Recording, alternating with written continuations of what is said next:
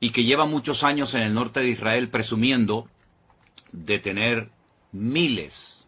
Ellos hablaban de 150.000 misiles. Bueno, no sé si será verdad o no, pero lo que está bien claro que este ejército de Hezbollah en el norte es un ejército muy bien preparado, con muchas armas, y no es la primera vez que se enfrentan a Israel.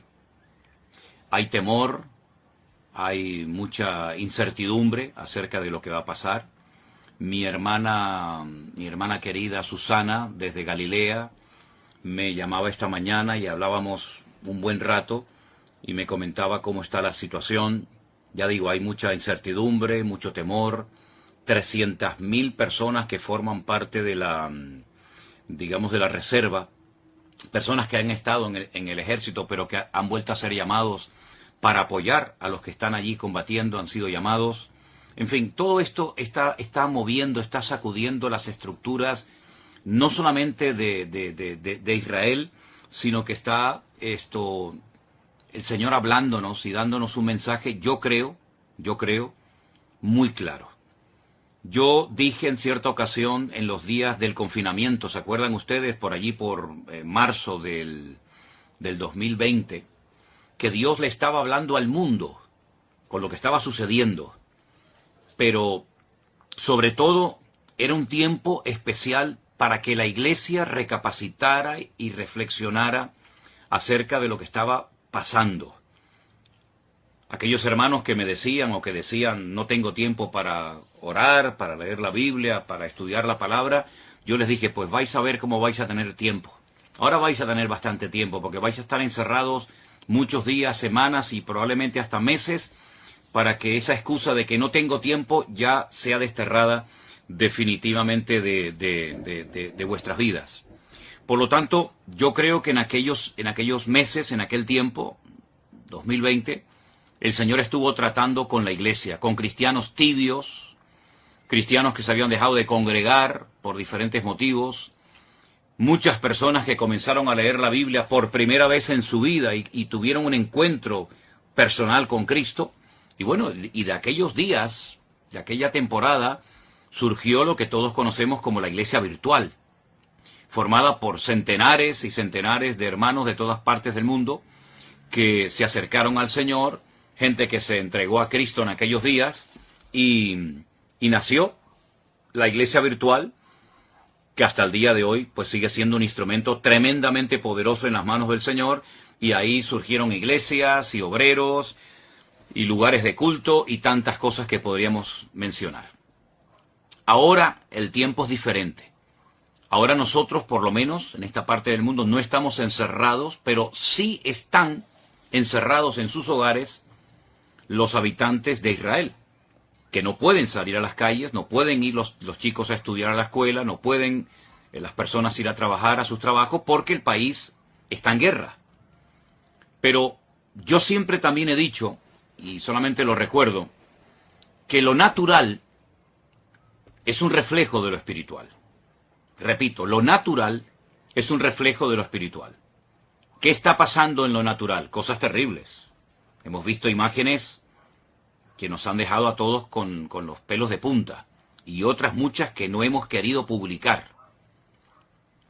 Y todo esto, la pregunta es, ¿Dios lo ha permitido, sí o no? ¿O es que aquí el diablo puede hacer lo que le da la gana, cuando le dé la gana y cuando quiera y donde quiera? Yo creo que el que controla la historia, el que quita y pone reyes, el que permite o impide cosas es nuestro Dios. Y el diablo no puede hacer nada sin permiso de Dios. Siempre recuerden eso. El diablo no puede hacer nada sin permiso de Dios. ¿Se acuerdan cuando el endemoniado Gadareno, los demonios que habitaban en él, le pidieron permiso al Señor para entrar en aquella piara, en aquel hato de cerdos? ¿Se acuerdan ustedes? Bueno, pues ahí tienen un ejemplo. El diablo está sometido a Dios.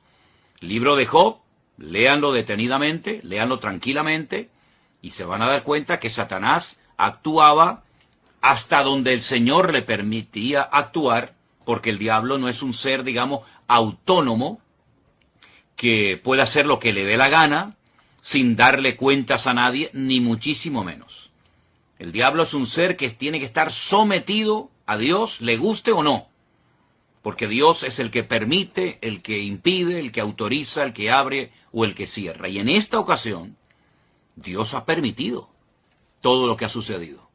Claro, algunos dirán, bueno, pero yo no creo en eso. Es que, lo he dicho muchas veces, lo que usted crea o lo que usted opine no va a cambiar la esencia de Dios. Y Dios tiene todo el permiso y toda la autoridad para hacer lo que quiera y cuando quiera, cuantas veces le dé la gana, porque para eso es Dios. Y no está sujeto a leyes humanas ni a ningún tipo de limitaciones. Él es Dios soberano, Rey de toda la tierra es de Dios y su plenitud, y por lo tanto, cuando Él permite algo es porque es necesario que eso que sucede haya sucedido de esa manera. Cuando el hombre peca contra Dios, cuando el hombre pisotea la sangre de Cristo, cuando el hombre se mete contra el Evangelio, las consecuencias a corto y a largo plazo son terribles, terribles. Yo estaba ahora mismo hablando con unos hermanos de Jerusalén, donde me acaban de decir hace un instante que hace unos días, hace muy poco tiempo, en la ciudad de Haifa, allí en Israel, pues fueron a evangelizar, a hablar de Cristo. Miren qué delito, ¿no? Tan grande, ¿no? Todo el mundo puede manifestarse, pero parece ser que en Israel, hoy por hoy, a los misioneros, a los hermanos que salen a las calles, en un país, dicen, 100% democrático, pues parece ser que unos tienen más derechos que otros. Y esa es la cruda realidad.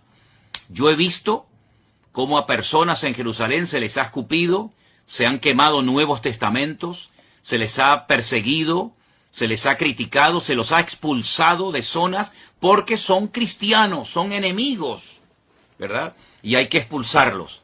Pero luego, sin embargo, se hacen otras manifestaciones, otros colectivos totalmente antibíblicos, incluso algunos que hasta odian y oran en contra del Estado de Israel, se les permite salir con sus banderas, con sus pancartas y hacer todo tipo de manifestaciones en público. Pero a los cristianos no.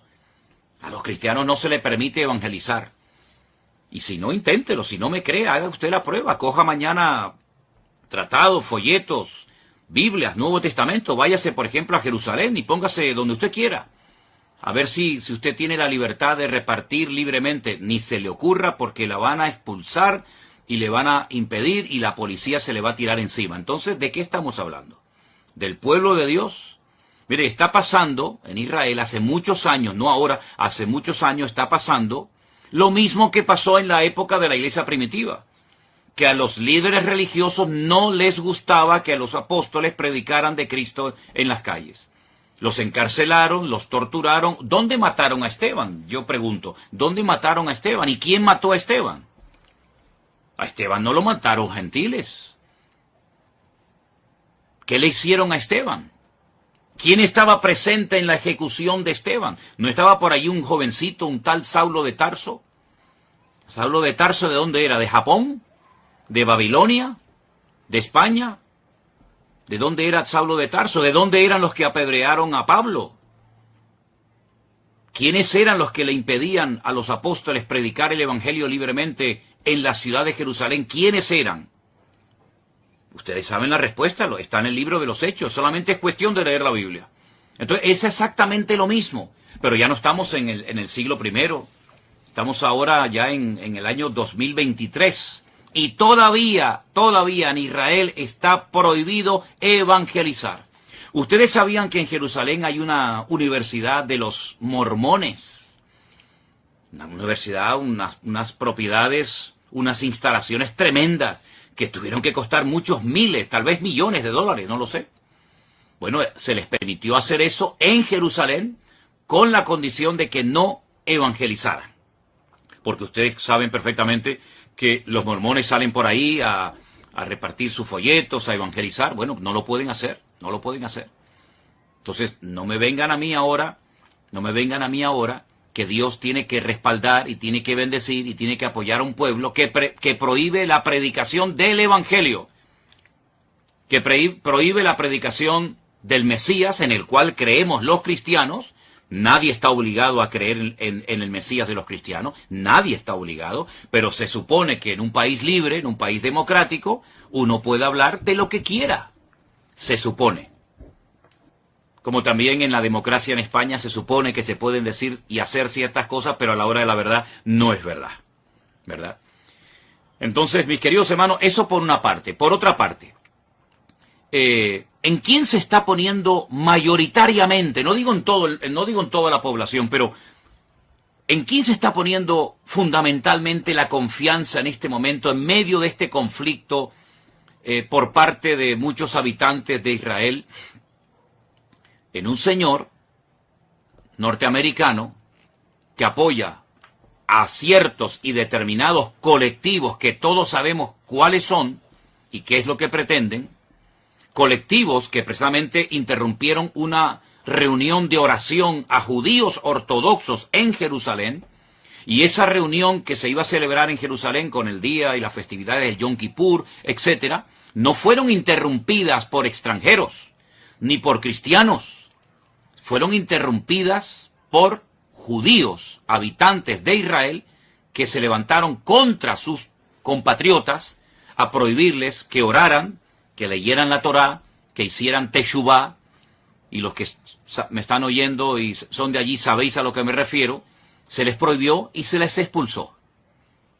Donde se han hecho manifestaciones totalmente antibíblicas y ante los principios morales y espirituales de la colectividad religiosa de Jerusalén. ¿Dónde se han hecho esos desfiles? ¿No han sido en la ciudad santa de Jerusalén?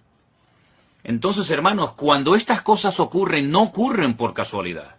Las cosas no ocurren porque al diablo se le ocurrió zarandear ahora a este país y no. Vamos a ver, las cosas ocurren con un propósito. Y ni una hoja de un árbol se mueve si no es con permiso de nuestro Dios. ¿Sí o no? ¿Cuántas veces lo hemos dicho?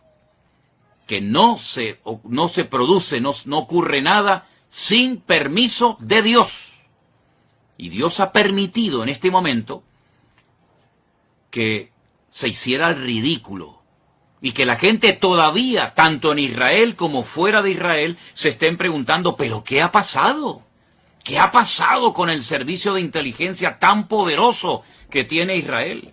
¿Qué ha pasado con los soldados? ¿Qué ha pasado? ¿Se han quedado dormidos? ¿Cómo es posible que más de 1000 terroristas se hayan infiltrado en territorio israelí y hayan hecho una masacre terrible que aunque algunos políticos, incluida la vicepresidenta de nuestro país, de España, no ha querido condenar, y otros tantos políticos en su hipocresía y en su populismo, ¿verdad?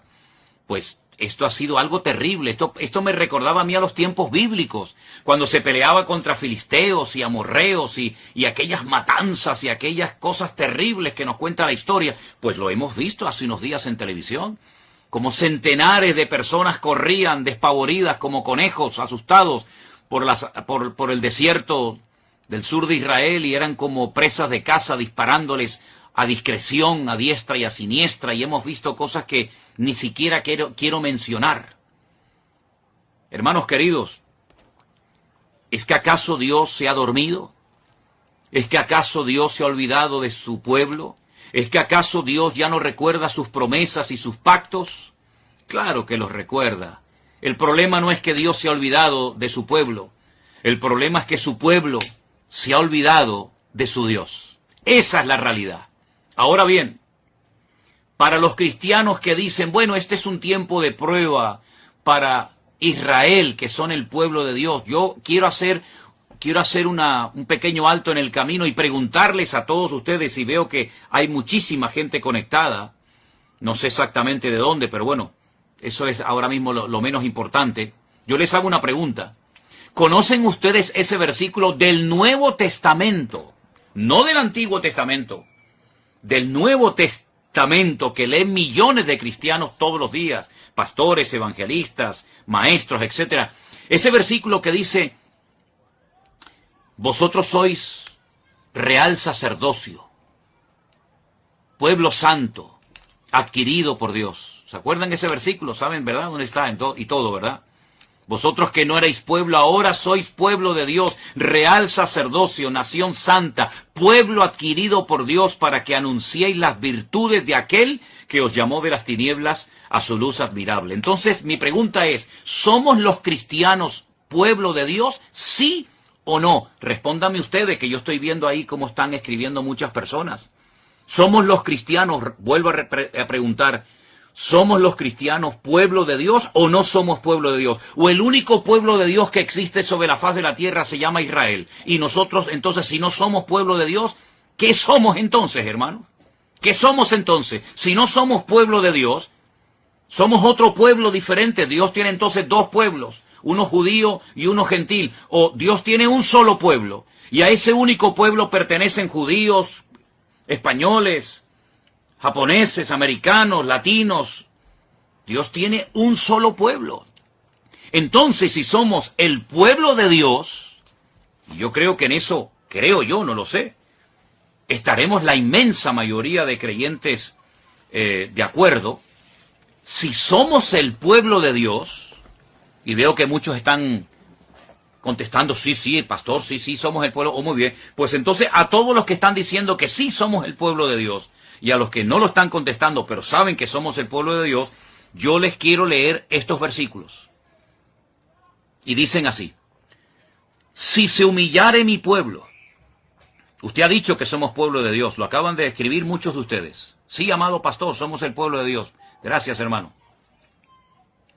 Si se humillare mi pueblo, sobre el cual es invocado mi nombre, y oraren, y buscaren mi rostro, y se convirtieren de sus malos caminos, entonces yo oiré desde los cielos y perdonaré sus pecados y sanaré su tierra. Vuelvo a hacer la pregunta de antes: ¿somos los cristianos hijos de Dios y pueblo de Dios, sí o no? Sí, ¿verdad? Pues entonces, ¿qué estamos esperando para, como pueblo de Dios, humillarnos, invocar su nombre, orar, buscar su rostro, convertirnos de nuestros malos caminos, dejarlos a un lado? ¿Qué estamos esperando, hermanos queridos? Sí, ya veo que saben el versículo donde está y todo. Segunda de Crónicas 7:14, efectivamente, ese es, mi hermana Mónica. Segunda de Crónicas 7:14. Pues si somos el pueblo de Dios, seamos coherentes con lo que decimos.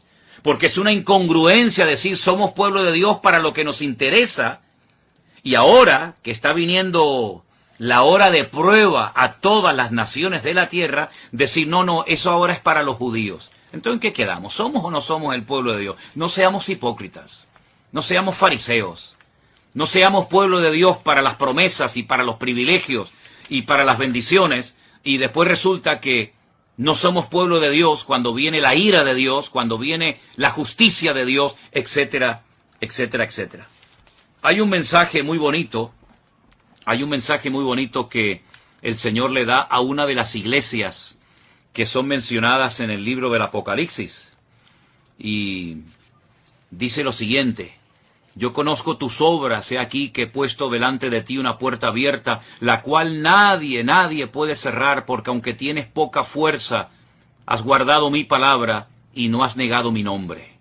¿Qué le parece? Por cuanto has guardado la palabra de mi paciencia, yo te guardaré de la hora de la prueba que ha de venir sobre el mundo entero. Ahora les digo dónde estoy leyendo. Yo te guardaré de la hora de la prueba que ha de venir sobre el mundo entero, para probar a los que moran sobre la tierra. ¿A quién van dirigidas esas palabras, hermanos? ¿Solamente a los judíos? No. Esas palabras las escribió el apóstol Juan, porque el Señor Jesucristo, el que murió en la cruz y resucitó al tercer día, le dijo: escribe lo que has visto, lo que has oído, lo que es y lo que será, y envíalo a las 7 iglesias. Y este mensaje va dirigido a la iglesia de Filadelfia. Yo sé que en España la iglesia de Filadelfia son las iglesias de los hermanos gitanos, pero la iglesia de Filadelfia era una congregación que existía hace 2000 años en la zona de Turquía, de Asia Menor, y fueron palabras dirigidas por Cristo a una iglesia a su pueblo. Apocalipsis capítulo 3, del versículo 7 en adelante. Yo te guardaré de la hora de la prueba que ha de venir sobre el mundo entero para probar a los que moran sobre la tierra. He aquí yo vengo pronto, retén lo que tienes para que ninguno tome tu corona. ¿Qué le parece? Somos el pueblo de Dios, ¿verdad? Muy bien. Pues entonces vamos a comenzar a poner en práctica Segunda de Crónicas 7:14. Vamos a comenzar a humillarnos. Vamos a dejarnos ya de perder el tiempo. Vamos a dejarnos de utilizar las redes sociales para tonterías. Y vamos a utilizar todos los recursos y medios habidos y por haber que el Señor ponga a nuestro alcance para predicar la palabra de Dios, la sana doctrina, lo que Cristo quiere que prediquemos, y no perdamos el tiempo en aquellas cosas que no edifican y que no son de Dios. Pueblo de Dios es aquel hombre y aquella mujer, da igual si es judío, japonés, coreano, español o latino, da igual.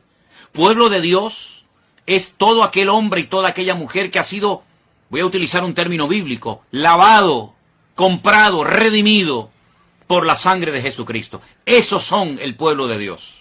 Dios no le va a pedir la nacionalidad o el pasaporte a nadie. Pueblo de Dios somos aquellos hombres y mujeres que hemos abrazado a Cristo, hemos creído en Él y lo hemos hecho nuestro Señor, nuestra cobertura y nuestra autoridad.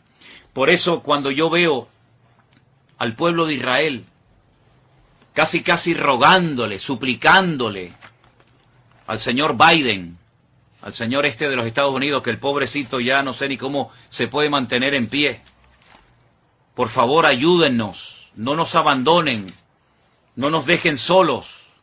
Y vemos al señor Biden saliendo y diciendo, no les vamos a dejar solo, aquí estamos nosotros. Miren, escúchenme una cosa, si no claman ahora al Dios de Israel, los que viven allí, los que necesitan ver una manifestación poderosa del poder de Dios, si no claman a Dios, sino que se refugian y miran al tío Sam y miran a América, cuando termine esta guerra, que va a terminar, por supuesto, y que Dios la va a ganar, y que Dios la va a ganar, ¿quién se va a llevar la gloria? ¿Dios? ¿O los que ayudaron al pueblo de Israel? Porque que yo sepa, el señor Biden tiene de cristiano lo que yo tengo de obispo católico. Yo soy más obispo católico, hablando, bromeando, que el señor Biden de cristiano. El señor Biden de cristiano no tiene nada, nada, nada. Lo que apoya el señor Biden es antibíblico.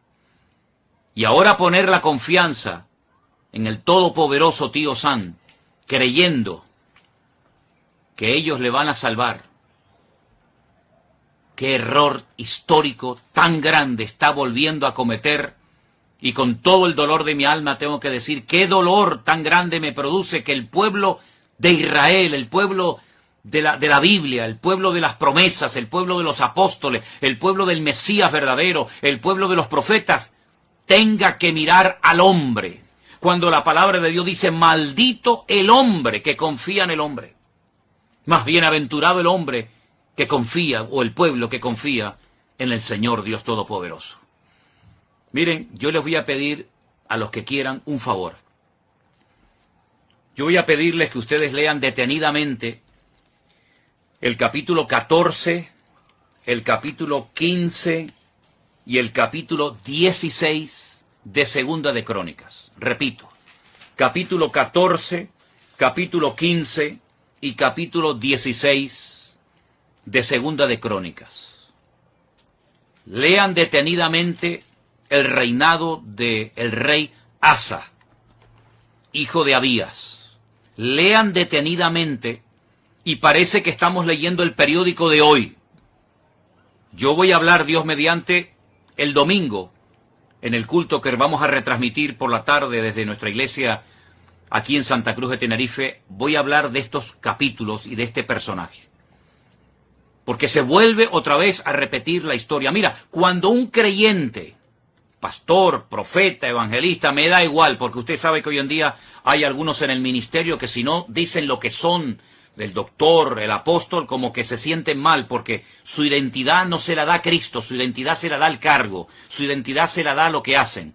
Soy el presidente de la denominación tal, soy el director. Bueno, ustedes saben que siempre hay este tipo de personas. Mire, si esas personas con cargos, con autoridad, confían más en el poder de su denominación o tienen más confianza en su economía, en su patrimonio, que en Dios, están totalmente perdidos.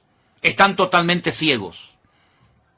Y mucha parte del pueblo de Dios, y ya les he dicho quién es el pueblo de Dios, y si no, dele para atrás cuando termine esta intervención que estoy haciendo en esta tarde, cuando usted se pregunta en quién estoy poniendo mi confianza, pues ¿en quién? ¿Es quién estamos poniendo nuestra confianza? ¿En Dios? ¿En su palabra? ¿En sus promesas? ¿En los hombres? Mire, solamente le voy a leer un versículo de 2 de Crónicas 14:11. Escúchelo bien. Oh Señor, para ti no hay diferencia. No hay diferencia alguna en dar ayuda al poderoso o al que no tiene fuerzas. Ayúdanos, oh Señor Dios nuestro, porque en ti nos apoyamos y en tu nombre venimos contra este ejército.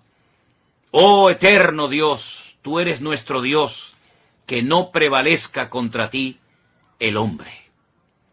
2 de Crónicas, capítulo 14, verso 11. Ay, Señor, bendito sea tu nombre, si ahora mismo el representante de Israel, sus ministros, etcétera, sus líderes políticos y religiosos, hicieran en público en los canales de televisión, que pueden hacerlo sin ningún problema.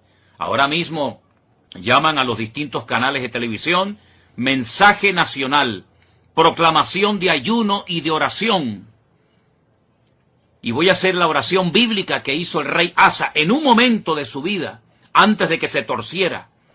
Oh Señor, para ti no hay diferencia alguna en dar ayuda al poderoso o al que no tiene fuerza. Ayúdanos, Señor Dios nuestro, porque en ti nos apoyamos.